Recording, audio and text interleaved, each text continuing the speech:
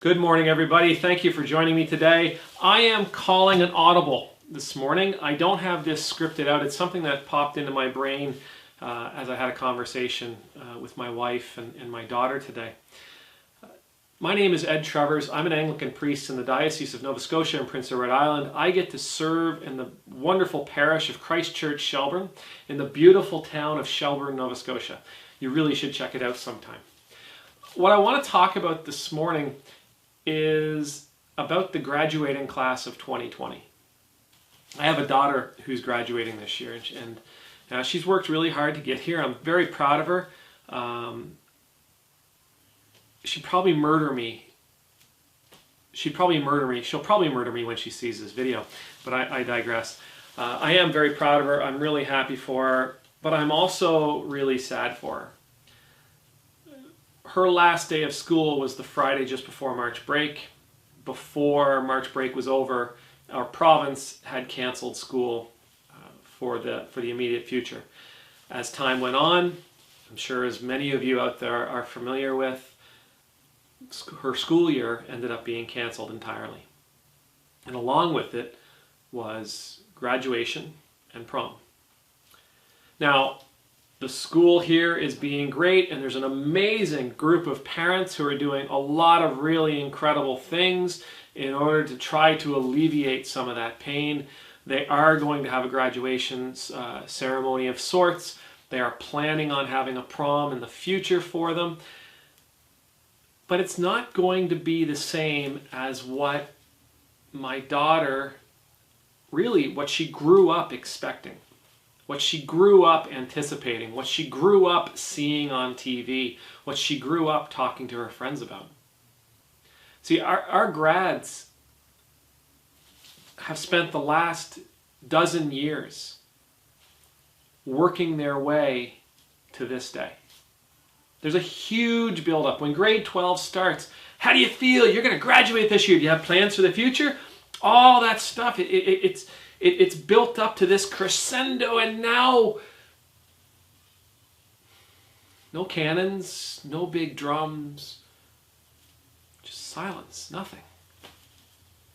You know, they've spent years watching their favorite TV shows depict what graduation would be like and what prom would be like and what it will be like to have a boyfriend or a girlfriend during that time. I'm certain there are people out there, I was never one of them, but I bet you there's people out there that have been shopping or at least looking for their prom outfit, whether it's a dress or a tux. I bet you there's people out there that have been looking for their prom dress for years, looking for the perfect dress. And now that is just gone. And it's not the same as losing something. It's not the same as the grief that comes when we meet an unexpected moment of change, when maybe there's a car accident or when we lose a loved one to illness and death, or we have a letdown when somebody breaks up with us, or a divorce. It's not that kind of thing. It is the moment of unfulfilled anticipation. We have to understand that, especially for our grads, and I don't mean to minimize what the parents are going through, but especially for our grads, back in March, their last day of school was their last day of school, unexpectedly. There is very little closure for them. There's very little sense of it's over, because again, this was a 12-year process that was supposed to end at the end of June with graduation, with receiving the diploma on the stage, with having that dance with our childhood sweetheart at the prom. That's when it was supposed to end, not on a cloudy day in March. And because we had no real sense that it was actually over, that things were carved in stone, that there would be no return, there was no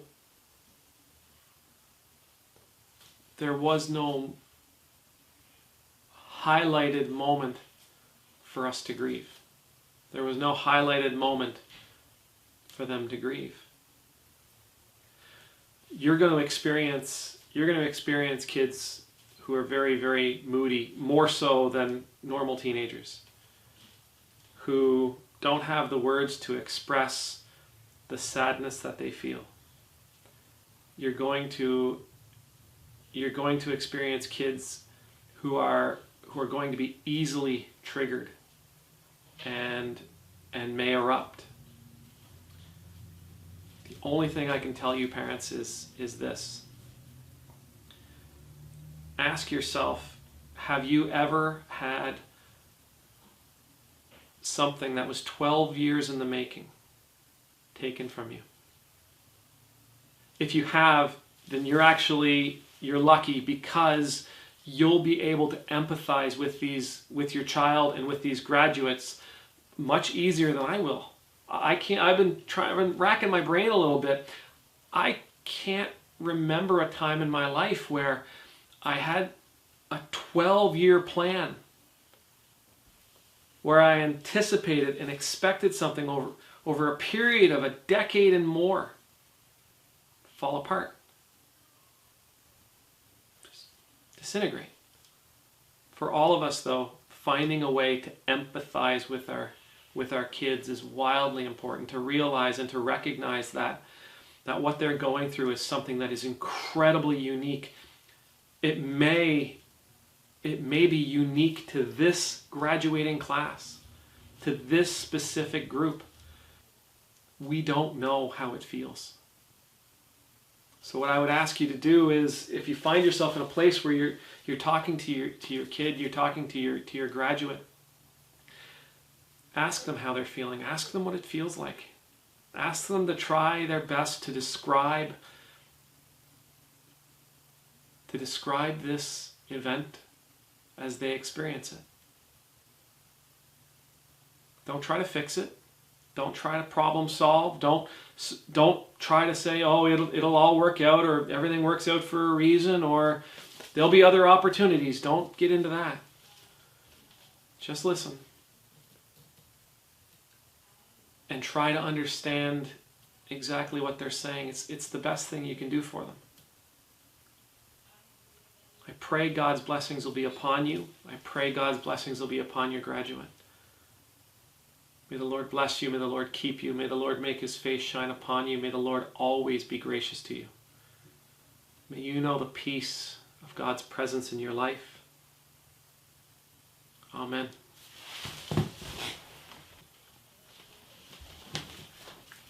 Thank you for joining us, everybody. These are two of my kids. If you liked what you saw today, please hit the like button on YouTube. If you want to be notified of the things that we do in the future, please hit the subscribe button. Now, while I got your attention, I want to tell you about a little project that we're doing in our church. I've found that my kids, because we do morning prayer every day together, that they're beginning to learn all these deep and wonderful and awesome prayers that we're doing. So, if you happen to live in Shelburne County, Nova Scotia, and you're interested in a little project, then I'm going to include a link in the description below that you can go to where you will find all these prayers. Then you can teach your kid or your grandchild these prayers, and then what I want you to do is videotape it, send it to me.